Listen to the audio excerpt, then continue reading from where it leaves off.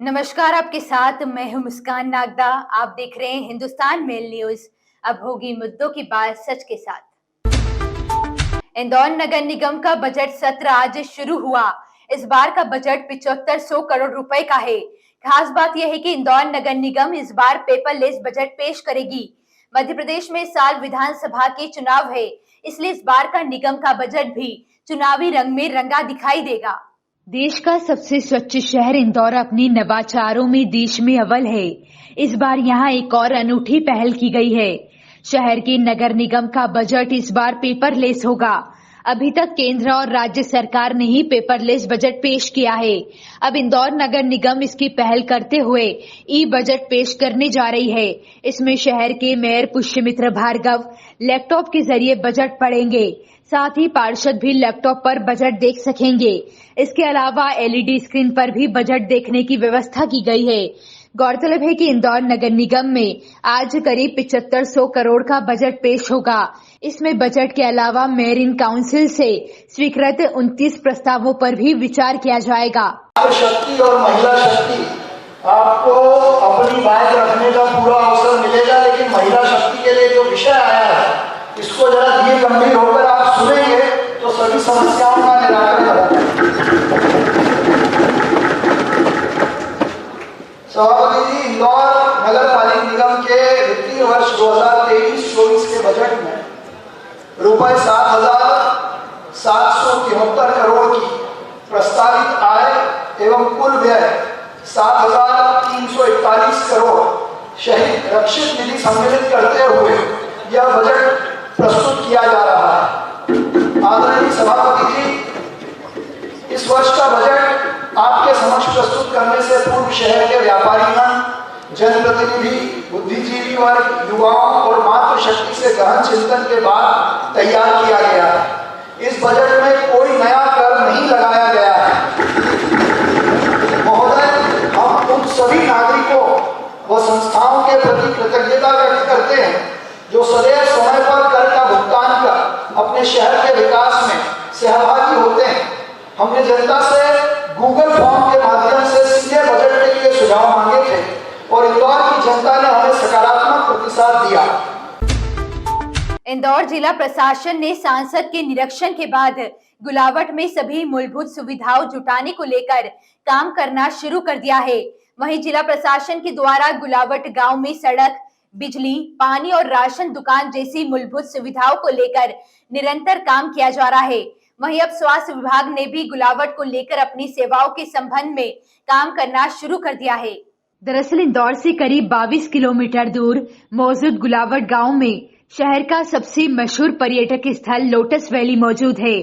Gulawat lotus valley Yashwant सागर dam के पीछे वाली पानी से बनी एक प्राकृतिक झील है, लेकिन गुलावट गांव में अभी तक मूलभूत कई सुविधाएं उपलब्ध नहीं है। गांव में सड़क, बिजली, पानी, शासकीय अनाज की दुकान के अलावा अन्य सुविधा भी उपलब्ध करवाने को लेकर प्रशासन के द्वारा काम किया जा रहा है। वहीं गांव को सुंदर बनाने के साथ ही यहां सभी सुविधाओं को लेकर योजना तैयार की जा रही है ताकि ज्यादा से ज्यादा पर्यटक यहां पहुंचे और ग्रामीणों को सड़क, बिजली, पानी और स्वास्थ्य केंद्र जैसी सुविधाएं उपलब्ध हो सके। क्योंकि अब एक जो गुलावट एक हमारा ऐसा गांव है जहां पर कि सांसद स्वस्थ ग्राम के नाम रहेगा और उस गांव में जितनी भी हमारी स्वास्थ्य विभाग की योजनाएं हैं उनको हम लोग सारे लोग बताएंगे जाके, क्योंकि वहां पर हमारे पूर्व से ही टीकाकरण वगैरह और योजनाएं तो पूरी चली रही है, मगर स्पेशल वो गांव के ये किया गया है। तो आज हमारे पास 2 टीमें गई है स्वास्थ्य विभाग की, एक देपालपुर से टीम गई है और दूसरी हमारी हाथों टीम गई है। वहाँ पर स्वास्थ्य कैंप भी लगाया जा रहा है और बीच बीच में अब जैसे 1-2 महीने के अंदर बिल्कुल अंतराल पे कैंप भी लगेंगे। साथ ही साथ वहाँ पर जितने भी लोग हैं, पॉपुलेशन है, उन सबकी हमारी डिपार्टमेंट की वजह से आभा आईडी बनाएगी, जिसमें आयुष्मान भारत हेल्थ अकाउंट रहता है। वो सभी लोगों का आज हमने बोल दिया है कि सभी लोगों का आभा अकाउंट बन जाए और जिन लोगों को BPL के श्रेणी में आते हैं या संबल योजना के उसमें रहेगा तो उन सभी का जो छूट गए हैं जो आयुष्मान कार्ड बनाने का, तो आयुष्मान कार्ड उन लोगों का बना दिया जाएगा ताकि लोगों को योजना का ये भी फ़ायदा रहे। पता चले कि जो गंभीर बीमारियां और जो गरीब लोग हैं 5 लाख तक का फ़ायदा नहीं उठा पा रहे या उनका लेवल नहीं हो रहा, तो गवर्नमेंट की तरफ से निःशुल्क 5,000 का इलाज जो है उस प्राइवेट अस्पताल में या गवर्नमेंट अस्पताल जो चिन्हांकित बीमारी के लिए चिन्हांकित अस्पताल है वहाँ पर जाके वो अपना इलाज करवा सकते हैं। मध्य प्रदेश में 2023 के चुनाव में भले ही अभी देरी हो, लेकिन जमीनी स्तर पर राजनीतिक गर्माती हुई नजर आ रही है। इसी तारतम्य में मध्य प्रदेश की पूर्व मंत्री रंजना बघेल द्वारा कांग्रेस पर आरोप लगाते हुए कांग्रेस प्रवक्ता के मिश्रा पर मानहानि की बात कही है। मध्य प्रदेश के कांग्रेसी प्रवक्ता के मिश्रा के द्वारा जिस तरह से पूर्व मंत्री रंजना बघेल पर गंभीर आरोप लगाए गए, उसको लेकर बीजेपी के पूर्व मंत्री रंजना बघेल ने पलटवार करते हुए कांग्रेस पर कई सवाल खड़े किए। साथ ही के मिश्रा के खिलाफ मानहानि का नोटिस जारी करने के लिए संकेत दिया। तो वहीं पूर्व मंत्री का कहना है कि चुनाव के समय कांग्रेस इस तरह के षड्यंत्र करती है। वहीं कांग्रेस की धार मनावर क्षेत्र में खराब स्थिति है। वहीं जिस तरह से कांग्रेस के मिश्रा के द्वारा आरोप लगाए गए हैं, वह पहले खुद कांग्रेस में देखे। उनके कांग्रेस के नेता 8 लाख की घूस लेकर सड़कों पर दौड़ा कर पीटा है। मैं उस क्षेत्र में काफी सालों से सक्रिय हूं। चुनाव के समय कांग्रेस बौखला रही है। कांग्रेस प्रवक्ता के मिश्रा के द्वारा जिस तरह से आरोप लगाए गए हैं, वह सभी निराधार है। ये के मिश्रा है, कांग्रेस पार्टी के मीडिया के अध्यक्ष हैं। उन्होंने जो आरोप लगाए हैं वो निराधार है और अभी कांग्रेस बौखला रही है, क्योंकि मैं भारतीय जनता पार्टी की जमीनी नेता हूँ।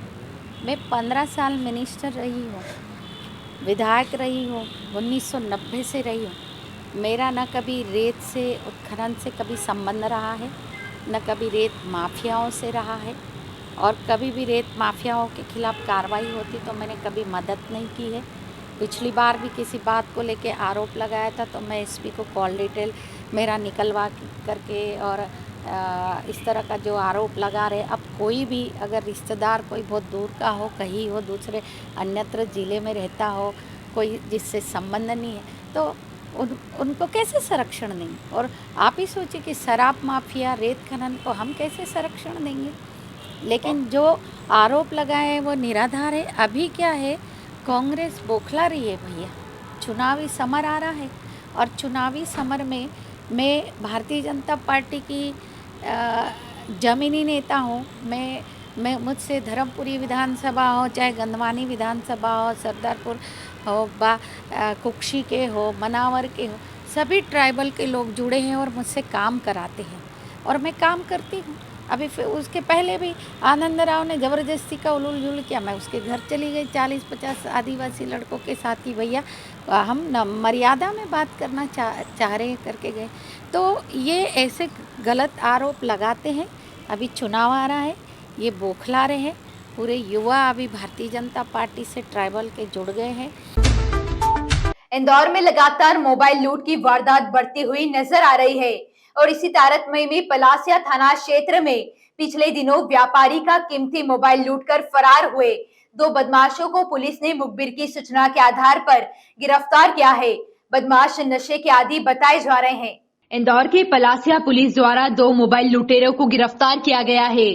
बताया जा रहा है कि पिछले दिनों व्यापारी खजराना स्क्वायर से बंगाली चौराहे की तरफ जा रहे थे कि तभी बदमाशों द्वारा तेजी से बाइक चलाते हुए व्यापारी का मोबाइल लूटकर मौके से फरार हो गए, जिस पर से व्यापारी ने पूरे मामले में पुलिस को शिकायत दर्ज कराई थी।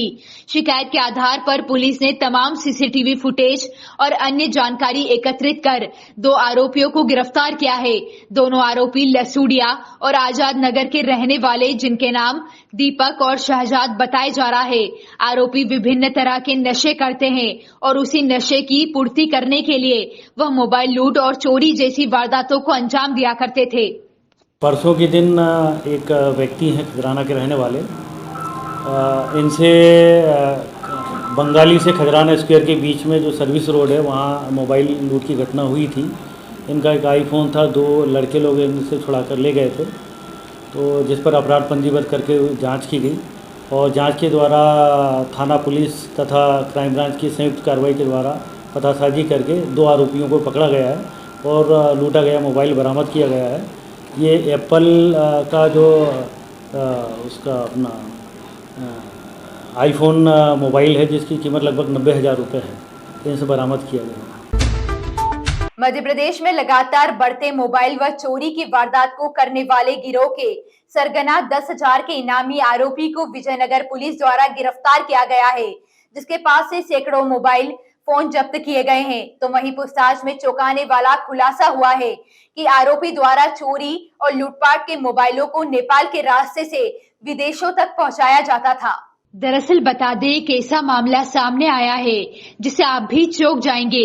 इसी तारतम्य में इंदौर में पुलिस द्वारा मुखबिर की सूचना के आधार पर पिछले कई महीनों से फरार चल रहे 10,000 के इनामी आरोपी जितेंद्र उर्फ जोनी उर्फ जेक वासवानी निवासी राजमहल कॉलोनी मानिक बाग के रहने वाले युवक को पकड़ा गया है।